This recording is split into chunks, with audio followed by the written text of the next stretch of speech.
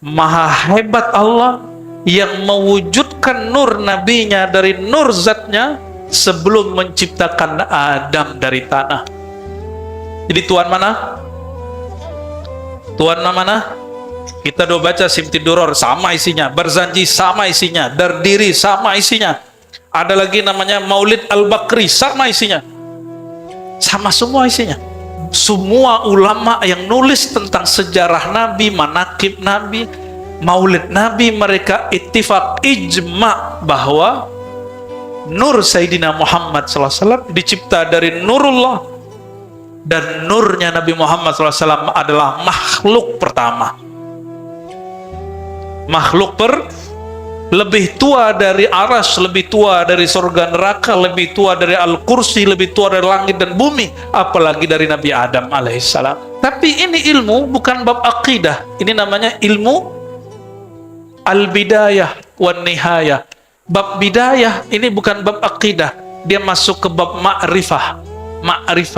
Ma'rifat itu artinya pengetahuan. Kalau orang tidak mengerti, dia tidak dosa, cuma jahil.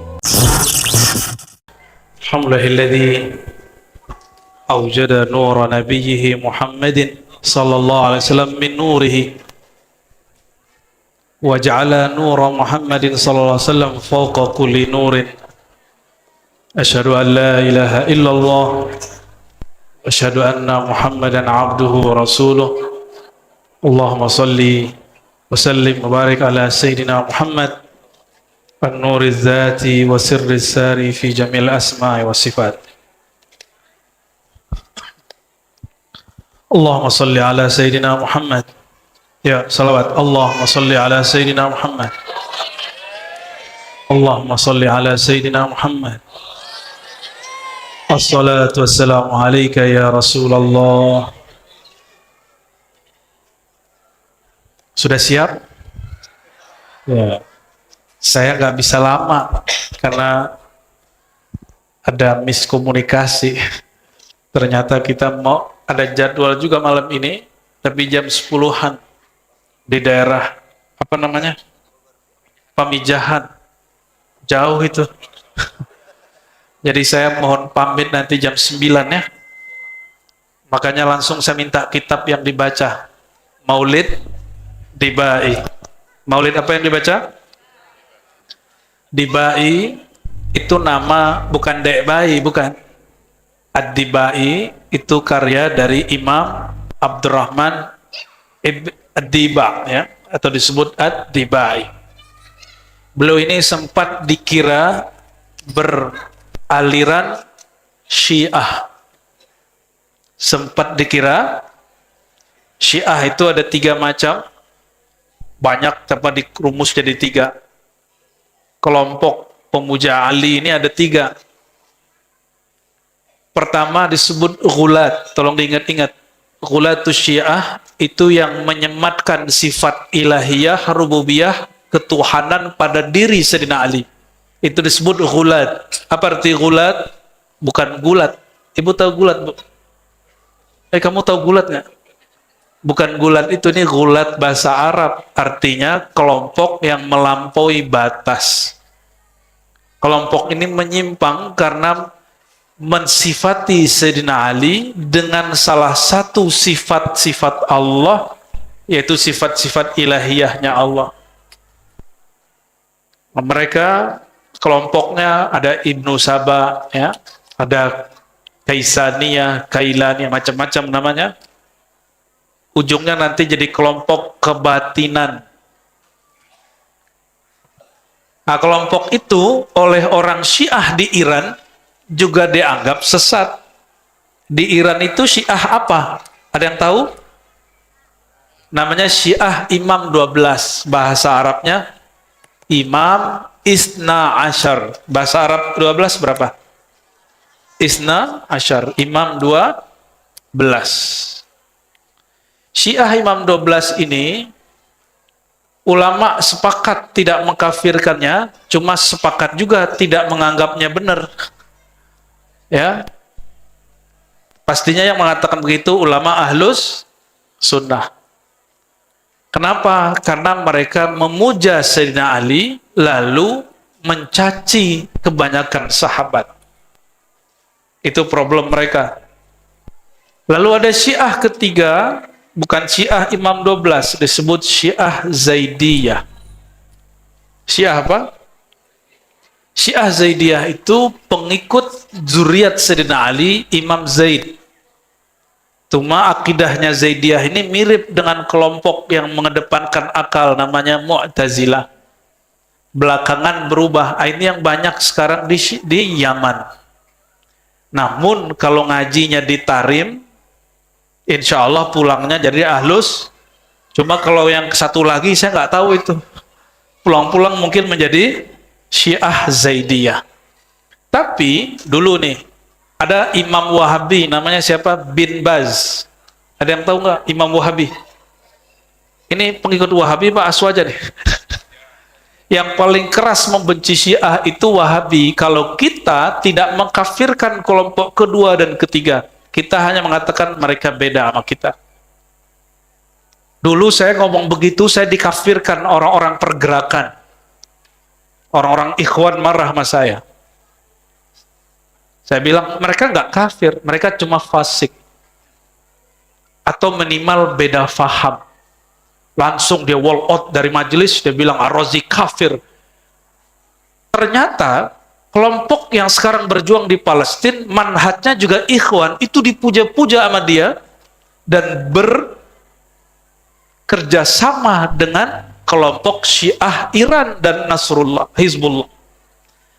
Dan dia tidak konsisten. Dulu mengatakan kafir, kok sekarang kerjasama sama orang kafir. Seharusnya dia terima kalam saya, sehingga dia akan jadi konsisten. Kalau bela kelompok yang berjuang sekarang di Palestina, itu mereka tidak disuruh kelompok bid'ah. Kenapa? Karena bekerja sama dengan Ayatullah Khamenei atau Khamenei. Ayatullah Khamenei itu Syiah bukan? Apa kata pimpinan kelompok ini? Yang saya pernah dibully juga karena podcast. Ya. Saya mengatakan saya cinta Palestina, kita juga berjuang untuk Palestina, tapi tidak sepergerakan dengan dia, kelompok itu. Bukan berarti saya tidak cinta Palestina, karena sudah ada yang berjuang lebih awal dari mereka, yaitu kelompok yang Fatah namanya. Kenapa kita nggak adil? Urusan kita kan bukan membela ormas, urusan kita bela Palestina. Kalau beda-beda ormas kan nggak apa-apa. Yang penting cinta Indonesia, ormasnya bisa NU, bisa Muhammadiyah, boleh nggak? Boleh nggak? Emang semua orang harus NU? Apa bedanya ente Wahabi? Ya, yang beda bid'ah, begitu? Nggak begitu kita. Apa kata pimpinan ormas ini? Kami anak rohani Khomeini. Ini yang ngomong pergerakan dia nih. Makanya di Saudi kelompok ini disesatkan, tapi kita tidak menganggap sesat. Bagi kita cuma beda perjalanan, tapi bukan berarti beda tujuan. Tujuan kita sama. Jangan sampai karena beda perjuangan lalu kita benci-bencian. Itu bukan umat Nabi Muhammad SAW. Umat Nabi Muhammad ruhama ubainahum, saling cinta dan saling sayang sesama mereka. Kalau mereka berdebat, kalau mereka bermukhasamah, mesti segera diislah. Apa arti islah? Ya, dicari titik persamaan, jangan dicari perbedaan. Dicari kebenarannya, jangan dicari-cari kesalahannya. Coba, di sini siapa yang nggak punya salah? Kalau antum cari-cari kesalahan, ketemu nggak? Ketemu nggak? Saya nih cari-cari kesalahan saya, ketemu nggak? Pasti ketemu. Hari ini juga banyak salah. Jadi kalau kita mengukur orang dengan kesalahan, kita akan benci dan suudzon dengan semua orang. Berbeda aja, tapi tidak perlu benci. Nah, itu pengarang kitab ini, Imam Dibai. Beliau ini sempat dituduh Syiah karena beliau punya sanad kepada ulama Zaidiyah, tapi orang lupa dia juga punya guru Imam Ahlus Sunnah di Mekah, namanya Al-Imam Al-Faqih Al-Mufti Ibnu Hajar Al-Haytami. Pernah dengar? Yang pengarang Hasyiah dan fatwa hadisiyah, ada banyak sekali fatwa beliau, fatwa. Hampir semua ulama di Nusantara punya sanad kepada Imam Ibnu Hajar Al-Haytami. Ibu connect nggak, Bu? Ibnu Hajar Haytami siapa? Mufti di Mekkah, imam mazhab Syafi'iyah di Mekkah. Beliau ini luas, sangat luas sekali, dan mengerti bab ini. Murid dia pengarang kitab Ibnu Diba. Apa kata pengarang Simtiduror tentang Dibai? Siapa pengarang Simtiduror? Habib Ali Al-Habsyi. Jangan-jangan antum kelompok pembatal nasab ini. Ya. Saya nggak ikut-ikutan ya. Sebatas debat ilmiah, oke-oke aja itu. Tapi kalau jadi benci-bencian, itu bukan laisa minna. Umat Nabi Muhammad ruhama'u bainahum. Ya kalau satu sepakat ini Habib, satu nggak ada masalah sama kita. Yang penting umat Nabi Muhammad SAW.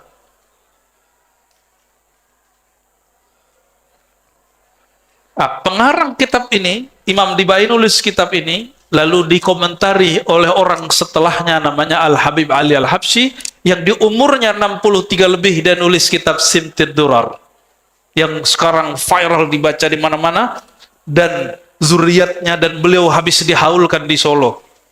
Betul nggak? Sampai-sampai Habib Kiai Bahyai Hamid Pasuruan dulu pesan ke semua muridnya, kalau orang Pasuruan pasti pergi haul ke Solo. Begitu mahabbah mereka dengan pengarang kitab ini dan zuriatnya, kitab Simtiduror. Pengarang Simtiduror ngomongnya apa? Nabi SAW hadir rohaninya kalau orang baca Dibai dari awal baca sampai akhir. Terserah, ini kan pengalaman rohani, boleh percaya, boleh. Ini tidak untuk diyakini, ini hanya untuk ditebaruki, diberkati. Antum baca Dibai dari awal sampai akhir, kata Imam Al-Habib Ali Al-Habsyi, Nabi hadir rohaninya dari awal baca sampai akhir. Gimana tuh? Dan kata beliau, wa arju, dan aku berharap semoga Simtiduror juga begitu. Sedangkan selain dua kitab ini, bagi sebagian ulama, kadang hadirnya hanya mahal qiyam, kadang hanya bakudu khatam, itu terserah mereka. Itu pengalaman rohani. Bapak Ibu yang mulakan Allah, saudara-saudari, bocil-bocil, ente ngunyah mulu dari tadi ya. Ya nggak apa-apa, ya penting anak seneng maulid ya. Kalau perlu makanannya lebih banyak Pak, biar dia punya memori. Kalau masjid bikin maulid, perut kita kenyang. Kita makan nggak dimarahin ustadz gitu. Ya, saya ingatnya kalau maulid dulu makan kebuli. Nanti ada makan kebuli nggak? Kalau nggak ada, waduh gawat. Saya baca bagian depan sedikit ya. Setelah la ilaha illallah terakhir. Fasubhanahu wa ta'ala min malikin, maha hebat Allah ta'ala. Aujada nur nabiyhi Muhammadin sallallahu alaihi wasallam. Aujada, dia mewujudkan nur nabinya Muhammad sallallahu alaihi wasallam, min nurihi, dari nur zatnya. Jadi nur Nabi Muhammad SAW dicipta dari apa? Dari nur zat Allah subhanahu. Kalau nur zat Allah pencipta, nur Nabi Muhammad SAW dicipta. Qabla ayyakhluqa Adam min at-tinil lazim. Sebelum bahkan bapak kakek kita, bapak alam semesta bernama Nabi Adam dicipta, beliau sudah diadakan, diwujudkan. Maka tuan mana Nur Muhammad SAW atau tubuh Nabi Adam? Kita ini, bapak kita namanya Nabi Adam, bapaknya siapa? Nggak ada? Ya itu kalau guru agama di SD gitu, tong. Udah bener. Tapi kalau belajar ilmu, ma'rifat, ini kitab sederhana loh Pak. Saya nggak buka kitab aneh-aneh kan? Ini kitab standar nggak? Saya nggak buka hikam loh di sini. Nggak buka Futuhat, nggak buka kitab Imam Jili, kitab yang dibaca orang awam. Jadi kalau ada orang protes, Roziko buka-buka kajian Nur Muhammad di depan orang awam. Saya tanya balik, loh kitab tentang Nur Muhammad itu sudah merata dan membumi di kalangan orang awam. Apa kitabnya? Maulid, apalagi kalau orang Betawi, Barzanji, apalagi Simtud Duror. Semua kitab itu dimulai dengan kalimat Nur Muhammad SAW. Mau nggak baca suatu kitab nggak ngerti? Nih perhatiin, ini kalam guru kami, murid Syekh Yasin Al-Fadani. Apa kata beliau? Semua bacaan selain bacaan Al-Quran itu tidak la yusabu illa ma'al fahmi. Selain Quran, bacaan apa aja itu tidak bermanfaat, tidak dapat pahala, maksudnya kecuali paham. La yusabu, tidak dapat pahala kecuali paham. Tuh nggak mesti bisa nerjemah, yang arti kira-kira maknanya ini gitu. Udah berapa tahun baca Bidibai nggak paham-paham, mau begitu? Senang nggak kalau dibuka kitab yang sering kita baca? Lah senang. Maka Nur Muhammad di sini berarti orang awam sudah biasa dengan kajian Nur Muhammad SAW. Itu bukan kajian tinggi, kajian dasar itu. Ya, oke. Apa kata beliau? Imam Dibai, maha hebat Allah yang mewujudkan nur nabinya dari nur zatnya sebelum menciptakan Adam dari tanah. Jadi Tuhan mana? Tuhan mana? Kita udah baca Simtud Duror, sama isinya. Barzanji, sama isinya. Dardiri, sama isinya. Ada lagi namanya Maulid Al-Bakri, sama isinya. Sama semua isinya. Semua ulama yang nulis tentang sejarah Nabi, manakib Nabi, Maulid Nabi, mereka ittifaq, ijma bahwa Nur Sayyidina Muhammad SAW dicipta dari nurullah, dan nurnya Nabi Muhammad SAW adalah makhluk pertama. Makhluk lebih tua dari aras, lebih tua dari surga neraka, lebih tua dari Al-Kursi, lebih tua dari langit dan bumi, apalagi dari Nabi Adam alaihissalam. Tapi ini ilmu bukan bab akidah, ini namanya ilmu Al-Bidayah wan Nihayah. Bab bidayah ini bukan bab akidah, dia masuk ke bab ma'rifah.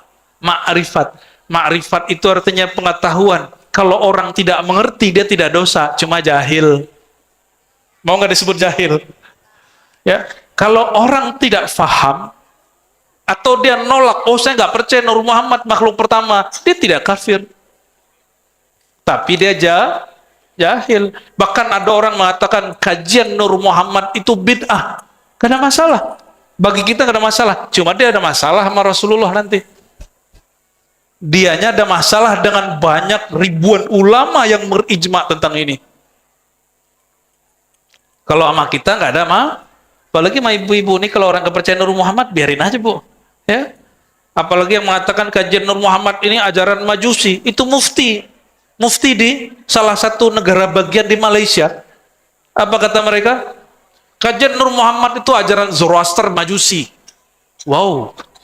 Ya. Apa dia nggak baca kitab yang paling standar? Dia nggak bisa bedakan nur dengan nar.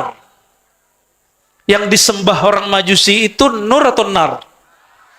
Mereka menyembah api. Maka budaya tempat api disebut menara. Diserap oleh orang Islam, budayanya diganti. Tadi tempat api, sekarang ditinggikan azan di tempat menara. Jadi kalau buat masjid, musola nggak ada menara, nggak apa-apa. Ini ada menaranya nggak Pak? Nggak bid'ah. Ada? Menara? Di mana menaranya? Di atas. Wah bid'ah bener itu. Manarah itu bahasa Arab, manar, tempat api menyala. Tapi sekarang menjadi tempat toa. Ya, seharusnya disebutnya matoa. Cuma orang Indonesia nggak ganti-ganti istilahnya.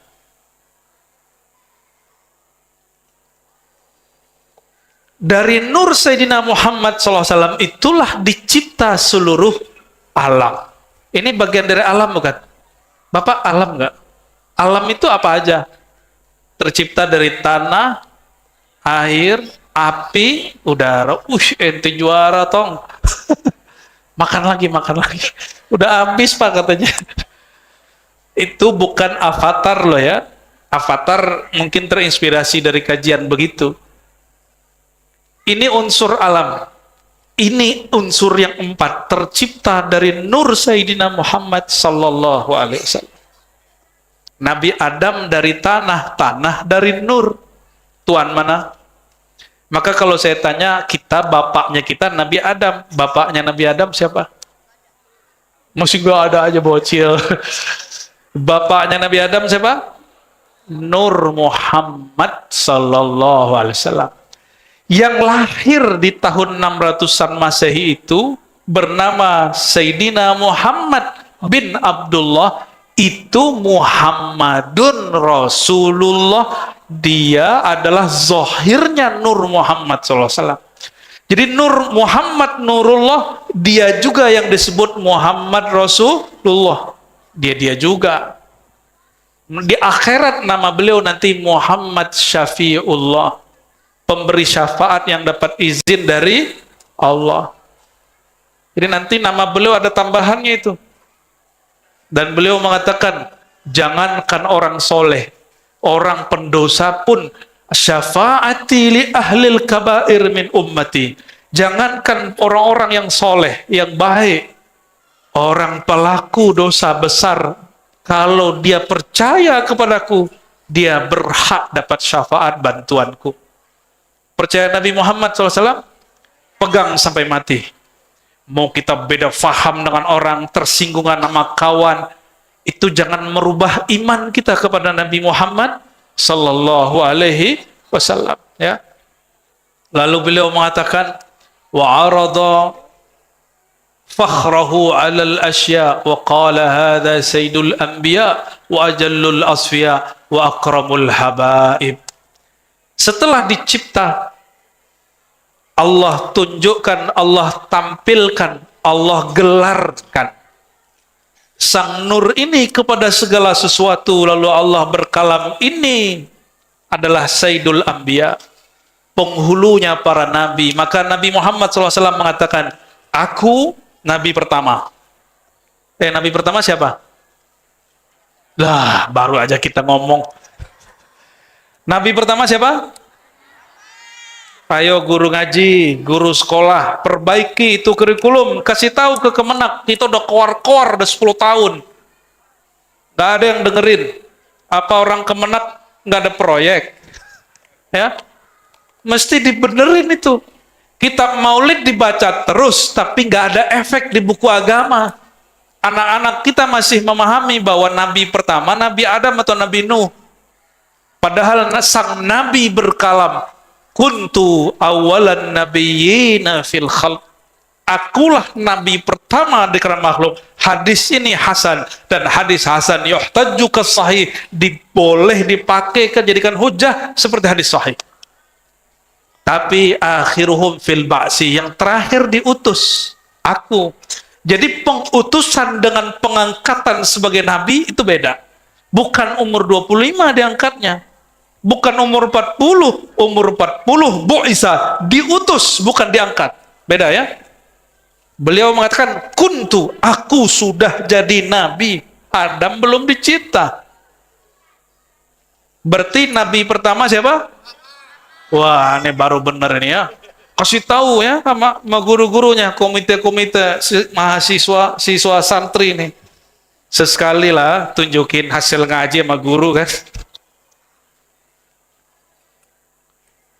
Sayyid, apa arti sayyid? Tuan, raja, penghulu, junjungan. Itu arti sayyid. Boleh nggak nyebut Sayyidina Muhammad SAW dalam sholat? Boleh nggak? Oh, ahli bid'ah semua ini. Kata Albani, kata Ibnu Utsaimin bin Bas, kalau Allahumma sholli ala Sayyidina Muhammad, bolehnya di luar sholat. Dalam sholat nggak boleh. Ikut begitu? Ikut begitu? Nggak ya? Wah, bener lah wajahnya. Cuma depan-depan doang, belakang anyep. Itu pakai Sayyidina nggak kalau tasyahud gitu? Beneran? Yang kenceng dong. Bid'ah nggak? Hah? Menyebut lafaz Sayyidina, ini kata guru saya, Syekh Taufik Al-Buti, anak Syekh Muhammad Sair Ramadan Al-Buti. Waktu kami ngaji fikih Syafi'i dulu, 2005 atau 2006 ya, kata beliau dulu, kami nanya, ini saya nanya, karena saya shock, ragu, boleh nggak baca Sayyidina Magasina, kan nggak penting bener kan? Tapi bagi kami yang belajar hadis itu penting. Apa jawaban beliau?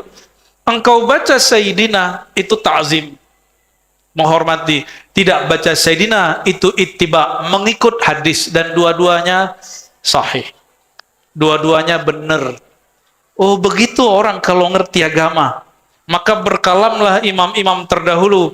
Setiap bertambah ilmu seseorang, maka tambah lapang dadanya, semakin sedikit orang salah sama dia. Gimana? Ini katanya masjidnya baru normal nih. Tapi jangan juga menghina orang yang sebelumnya ngaji di sini. Yang beda faham sama kita. Kan mereka juga sedang pencarian. Ya. Wa kullu hizbin bima ladaihim farihun. Ya. Setiap kelompok merasa kelompoknya paling benar.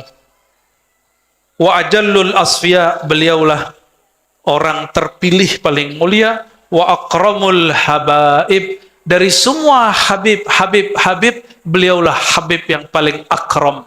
Apa arti akram? Mulia, terjemahan lama. Terjemahan yang tepatnya pemurah. Pemurah.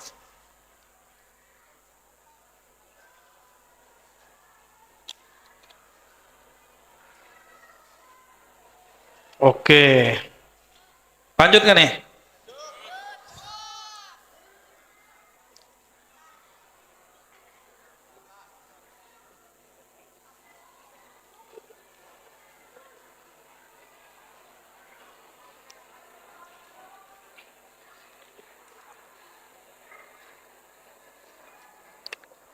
Cium tangan guru boleh nggak?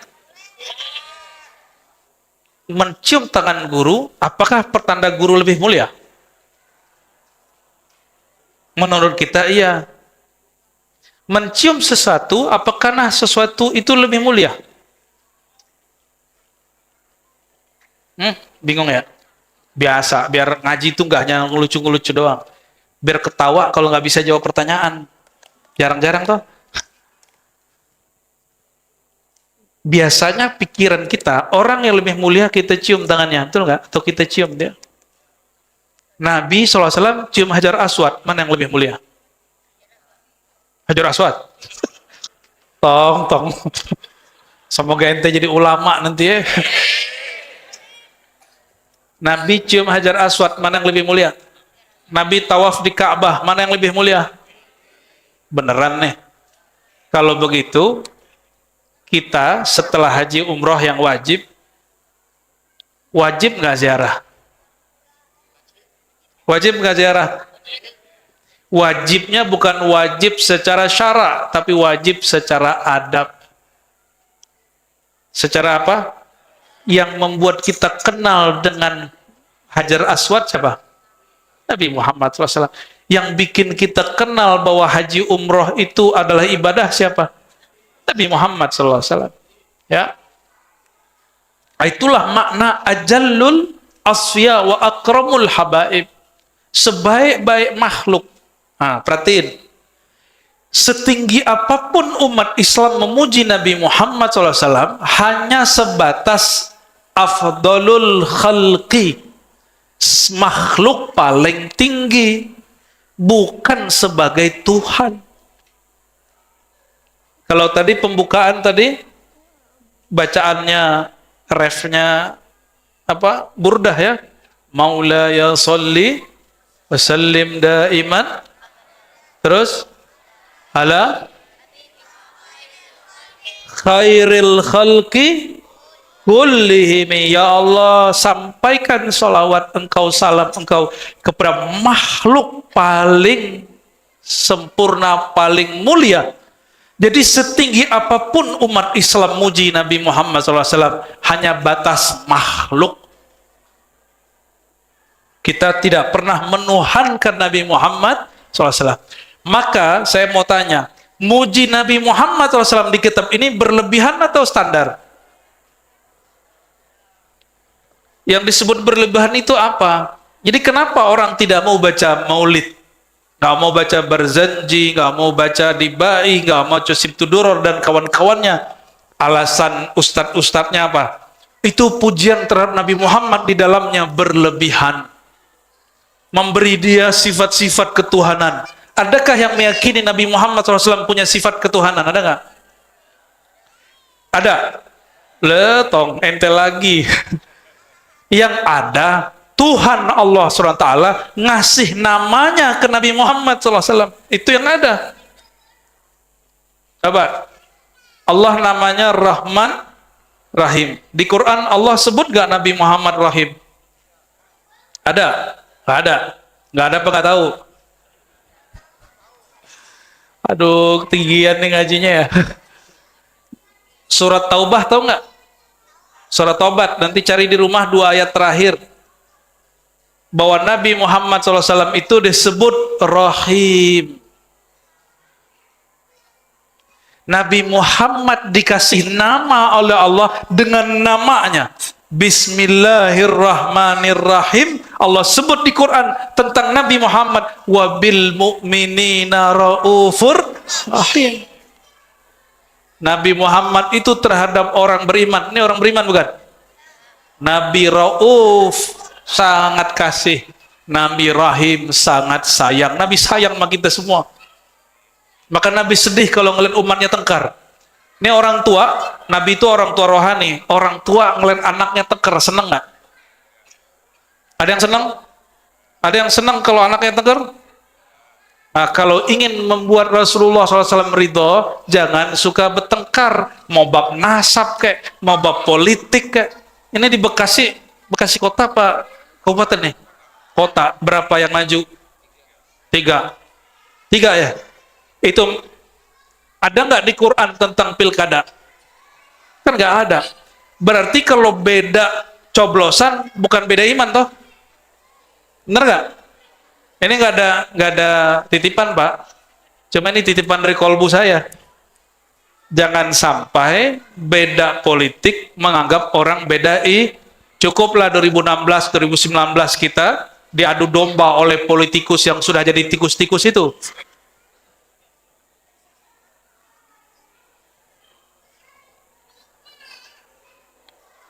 Gitu ya, Tong. Tadi ente salah yang mana ya? Allahumma sholli ala Muhammad. Nabi Muhammad diturunin Quran, yang bacain Quran ke Nabi siapa? Jibril. Lebih mulia Jibril apa Nabi Muhammad? Kok gitu? Yang guru mana? Nabi Muhammad apa Jibril gurunya? Siapa yang guru? Nabi Muhammad apa Jibril? Hah? Jibril ya? Nah itu orang syariat begitu. Ya. Orang syariat begitu. Nurnya Jibril dari nur siapa? Maka dalam ilham Syekh Abdul Qadir Jilani, Sultanul Aulia, beliau dapat kalam ilham dari Allah. Apa kata Allah? Aku ciptakan khalaqtul malaikah min nuril insan.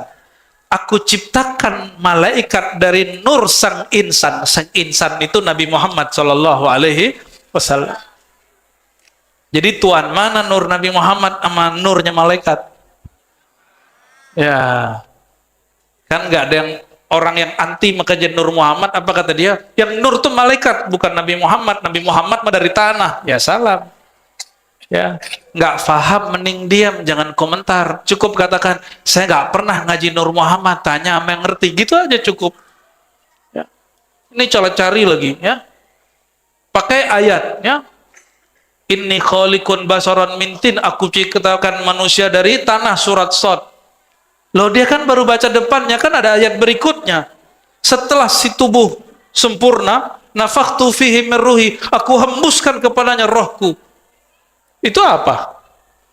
Berarti sudah ada roh sebelum tubuh. Ruh itu namanya Ahmad. Ulama kita yang ahli-ahli marifat sebut itu namanya bukan Ahad. Masa Allah masuk ke tubuh? Kan ada yang meyakini Allah menghembuskan ruhnya. Kebayang sama dia Allah menghembuskan zatnya. Waduh, ngeri kali nih. Yang nanya emak-emak. Ustadz, Allah kan menghembuskan ruh, berarti ada zat Allah dong dalam badan kita. Ya salam. Jadi Tuhan deh emak-emak. Ntar lagi jadi ngelewatin Nabi, jadi Tuhan.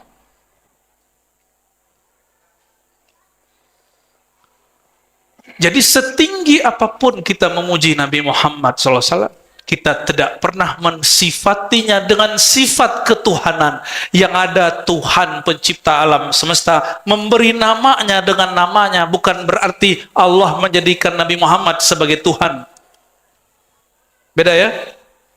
Itu yang disebut dalam hadis takhallaqu bi akhlaqillah. Ini hadis tidak sahih menurut ahli hadis, tapi sahih menurut ahli rohani. Berakhlaklah kamu dengan akhlaknya Allah. Kata Imam Al-Hakim At-Tirmizi dalam Khatmul Auliya, ada beberapa akhlak Allah. Satu saja orang punya, maka dia wali Allah. Satu saja punya, maka dia wali. Hati-hati kalau orang itu wali Allah. Nih hati-hati. Kalau orang itu wali Allah, apa kata Allah hadis qudsi? Man adali waliyan faqad azantuhu bil harb. Siapa yang memerangi, menyakiti, memusuhi waliku, kekasihku, aku nyatakan perang kepadanya. Hati-hati. Hati, ini imam yang nukil riwayat ini dan kalimat barusan. Kami baru ziarahi beberapa hari yang lalu. Ya, ini tasyakur tahadus bin nikmat. Nama imamnya Al-Hakim At-Tirmizi. Imamnya berkubur di Tirmiz. Tirmiz itu tahu nggak Pak di mana? Nyampe di Jawa namanya Turmuji.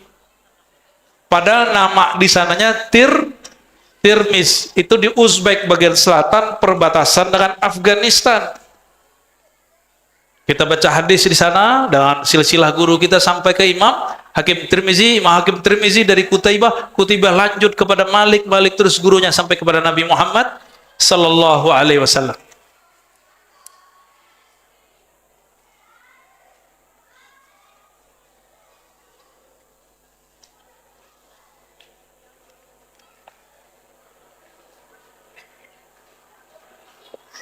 Ini kalau dilanjutin minta agak panjang ini. Saya skip dulu ya. Kita balik dulu ke belakang. Ya, kita balik dulu ke belakang. Di halaman 77, berarti ini lembaran keempat. Qila, ada yang bertanya, faman hadzal habibul karim?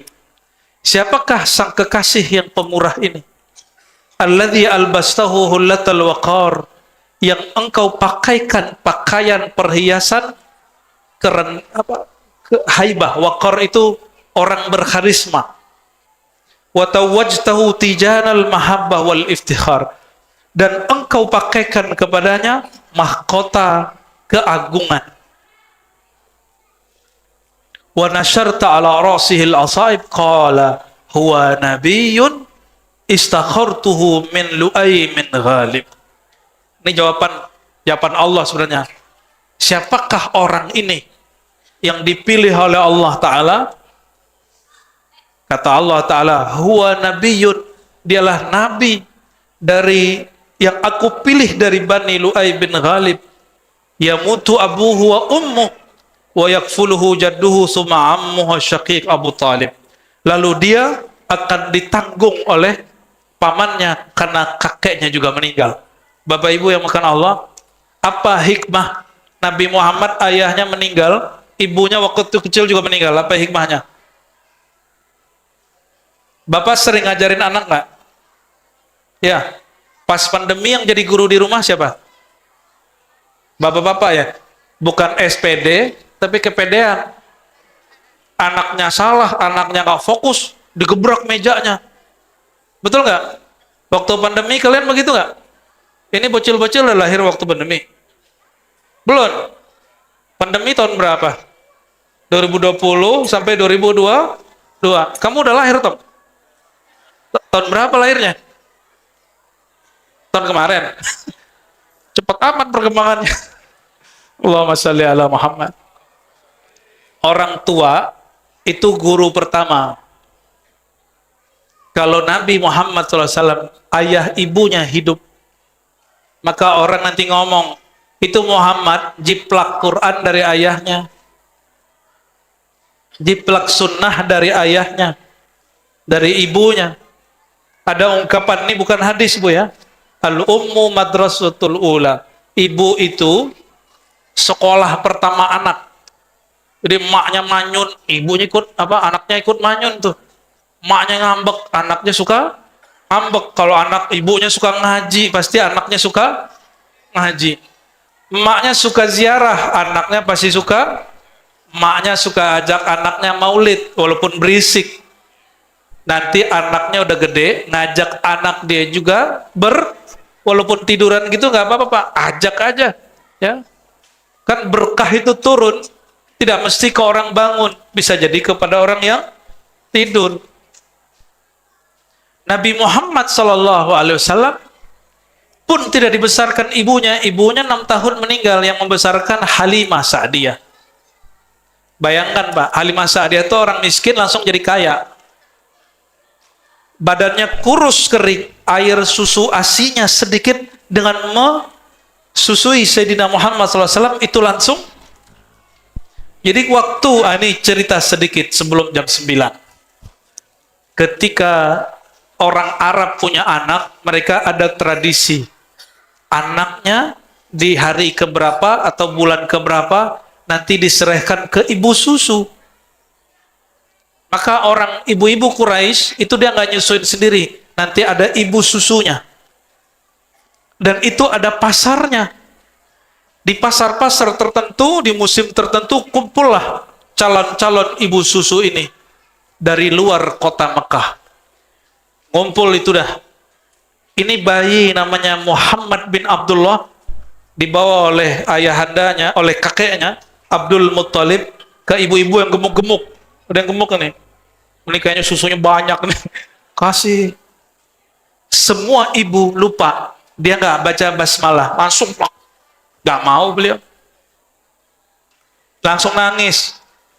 Ada lagi udah nggak baca bismillah, si mak-mak nyusuin ke kiri. Itu juga sang Muhammad kecil nggak mau. Udah sore, udah nggak ada yang bisa, nggak ada yang mau. Ini sang Muhammad kecil rewel terus, nggak mau. Dia nggak nangis, cuma dia nggak mau. Ibunya cemas, kakeknya cemas. Akhirnya yang lain-lain sudah dapat anak susuan, ini udah dapat susuan, udah berangkat. Kalau ibu-ibu gendut naik onta, ontanya tersiksa nggak? Kalau jalan lama ke ontanya jalan? Lama. Ibu-ibu ini kan minum air doang jadi daging, Pak. Apalagi makan daging. Katanya begitu. Akhirnya udah mulai agak terang, udah siang panas. Sisa satu ibu. Kata Abdul Muttalib, kita coba aja. Cuma kurus. Emang kurus nggak ada airnya? Dicobain. Ini ibu namanya Halimah Sa'diyah. Dia ambil itu anak, dia putar ke dadanya bagian kanan, dibaca Bismillah. Langsung itu sang Muhammad kecil mau. Dan Halimah ini dhaifah, perempuan lemah. Biasanya ibu-ibu kalau dinyusuin ngantuk nggak, Bu? Ngantuk nggak? Capek, ngantuk, tidur, bener nggak? Yang pernah nyusuin, ya mohon maaf kalau belum pernah. Ini dia nyusuin bukan malah capek, bukan ngantuk, tapi malah bingung, loh kok air susuku deras. Ini pertama kali urusan persusuan deras sama Nabi Muhammad SAW. Nanti pas hijrah satu lagi, Pak. Domba kurus dibuang sama yang punya, namanya Ummu Ma'bad, Nabi urut-urut keluar susunya. Ada yang begitu nggak sini? Kalau ada, saya mau berguru ah. akhirnya Halimah Sa'diyah bawa Sayyidina Muhammad SAW dan upahnya sekaligus. Tadi gimana? Ibu-ibu yang gendut-gendut gimana? Naik onta, ontanya pasti seok-seok tuh. Sama Halimah duluan mana jalannya? Halimah langsung nyampe langsung di Bani Sa'ad. Orang belum nyampe, dia sudah nyampe. Jangankan Halimah Sa'diyah, menurut Bapak Ibu nih, yang menerbangkan Nabi Muhammad tuh buruk atau buruk terbang karena Nabi Muhammad? Mana yang benar? Kalau cerita yang kita dengar kan buruk nerbangin Nabi Muhammad SAW. Tapi udah dapat riwayat belum? Ini riwayat penutup yang saya mau baca. Sayyidina Jibril waktu Nabi Muhammad SAW mau naik itu negur buruk. Buruk ini bisa diajak ngobrol. Apa kata Sayyidina Jibril? Buruk, kamu tahu nggak? Sepanjang ini engkau bertugas ditunggangi membawa para nabi, ini nabi paling mulia yang karenanya engkau ada. Itu buruk yang tadinya nggak ngerti, itu langsung keringetan, menggigil dia. Orang menggigil bisa nyetir nggak? Bisa terbang nggak tuh burung? Maka Nabi SAW naik, Nabi sayang, Nabi elus, mengalirlah nurnya kepada buruk, baru itu bisa terbang. Sallallahu alaihi. Nur itu nur kasih sayang. Maka Nabi ke binatang disayang sama dia.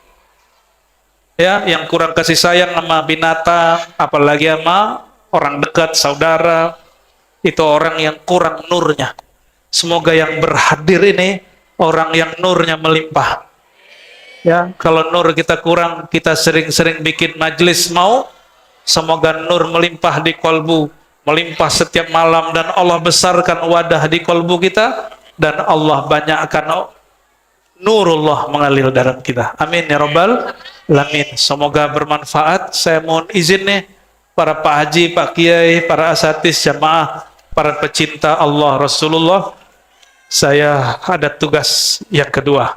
Kalau mau ikut, monggo, cuma antum gak dipatwal. Wassalamualaikum warahmatullahi wabarakatuh. Ya.